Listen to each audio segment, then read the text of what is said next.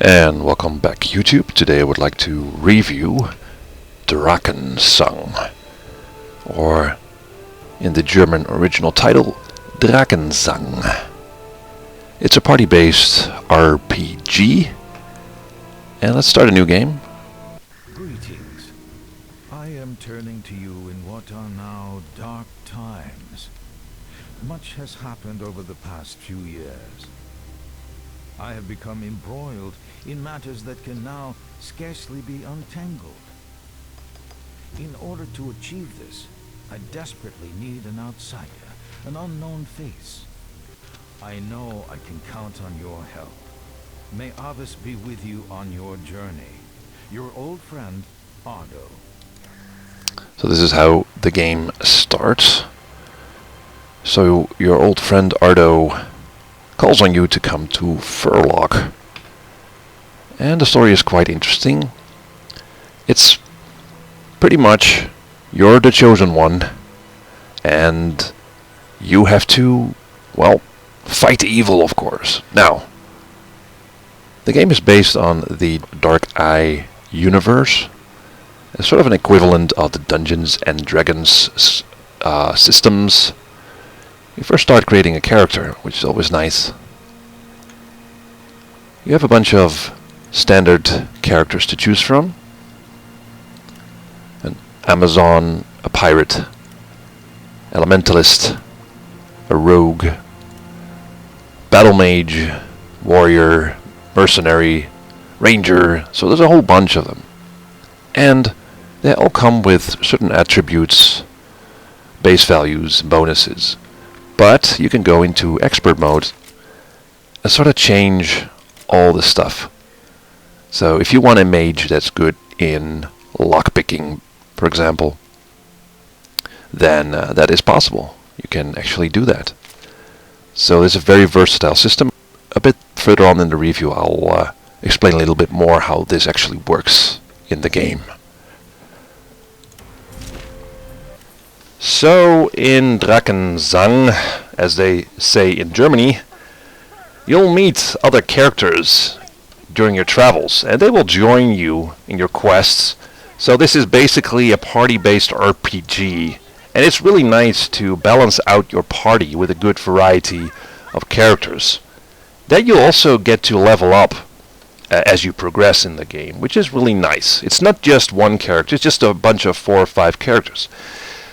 This is not an open world game, but instead offers a nice variety of areas. From a small village with the surrounding lands to the big city of Furlock with its extensive underground sewers and the swamps and etc. etc. There's just so many areas here to explore.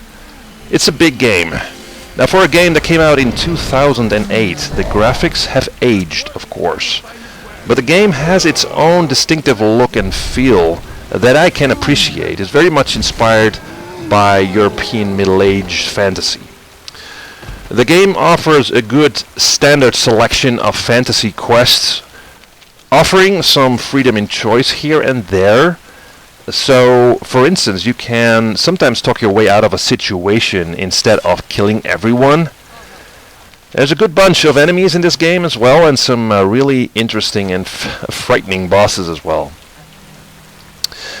Also in this game you get to loot a lot. And if you like that, I mean, this game is for you. Opening coffins and chests along the way, it's just always fun to do. Finding swords, armors to outfit your characters is just, for me, it's one of the big pluses of this game. Now, the game doesn't take itself too seriously, like so many others do in the genre. So this game is full of goofy characters and really witty writing. Unfortunately, there is a significant lack of voice acting, especially in the English version. Only the first few sentences are spoken of a certain important NPC, and the rest is just text. Now, this makes the game feel a bit unfinished, as it almost seems like the developers ran out of money or something.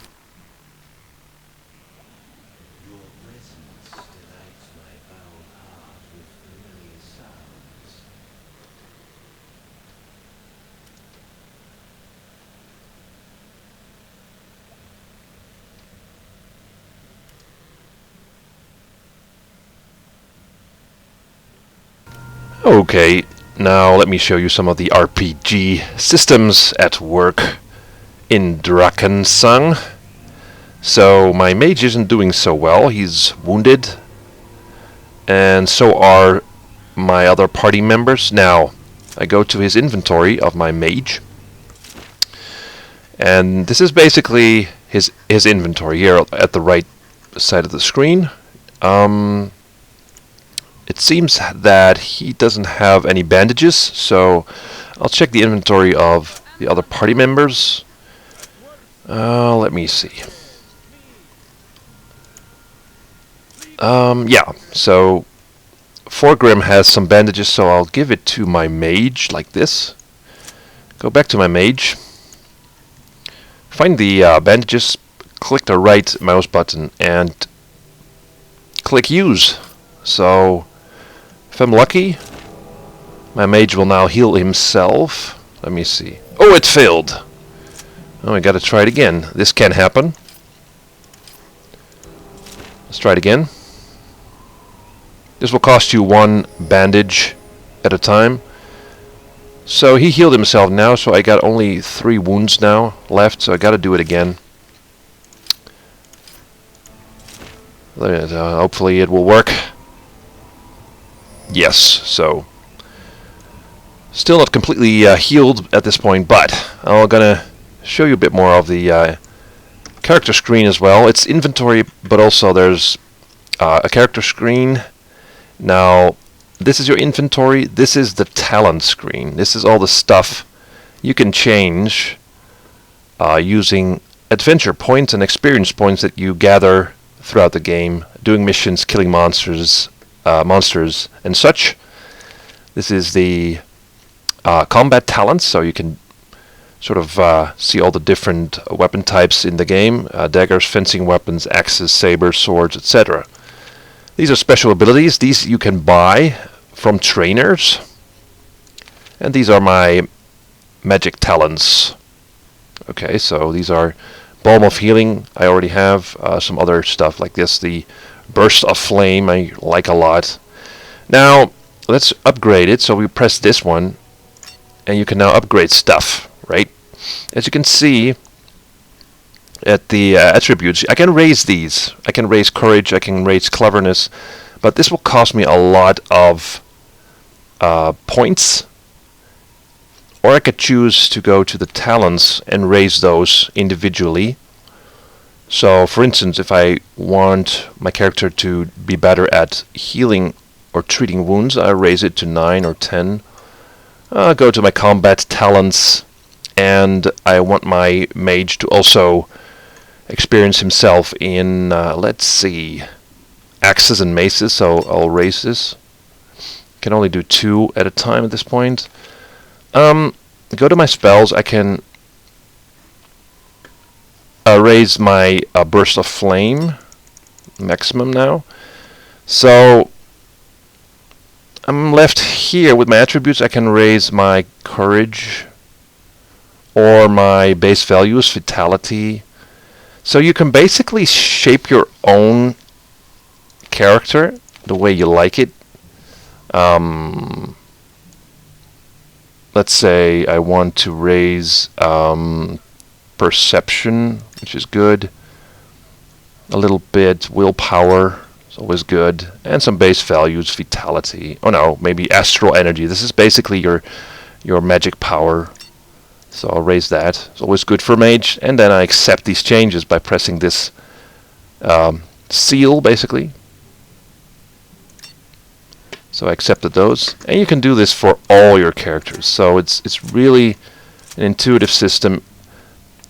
It's a bit complicated when you start out because there's so many options you can choose. Like this guy is a more of a thief character, this one, and also I can raise some of his values. So pickpocketing, I can raise. I can do pick locks, disarm traps, which is good for thieves, I think. Haggle, seduce, always good. Also his fencing skills. He has a fencing weapon. He's quite good at that, so I'll raise that also. Yeah, maybe some vitality as well. You know, whatever. Just survival also. I can do survival. So that's cool. I accept that. Go to my dwarf. I can upgrade him as well. My dwarf is basically a tank unit, so I'm gonna, let's see. Dexterity, agility, constitution. Courage. I like courage. Ooh, it's a lot of... It costs a lot, so... Also, I can, as I said, you can also buy certain talents, so let's talk to In the name of Boron, how can I be of assistance? Tomorlind. I would like to buy some herbs and healing remedies. Okay. Please show me what you have in ways of potions. Or she can actually teach me some talents. Alright, so. These you can just buy, basically. Survival. I think this guy might need it. And I'll learn the ability. So now I have the survival ability, which is, well, basically like this. You'll have better perception of your surroundings. Better bearings of your the wilderness. With this talent, you can quickly find rare plants and useful animals, so which is good for looting and getting ingredients from dead animals and stuff. And if I'm right, we go to the mage. The talent is...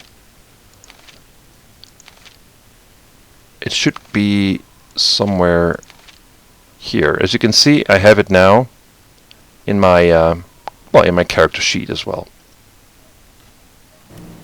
The combat in Drakensang is real-time with the option to pause the game and issue specific commands for your team members or use their special abilities.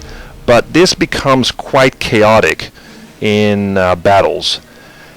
It is sort of really difficult to put and keep your squad in a certain position. So for instance, to put the guys that can do long range damage at the back and your fighters in front, because it just becomes just one chaotic mess and things are not helped by the camera. You sort of have to manually change the camera position to see what's going on, select your team members to issue commands, and it's just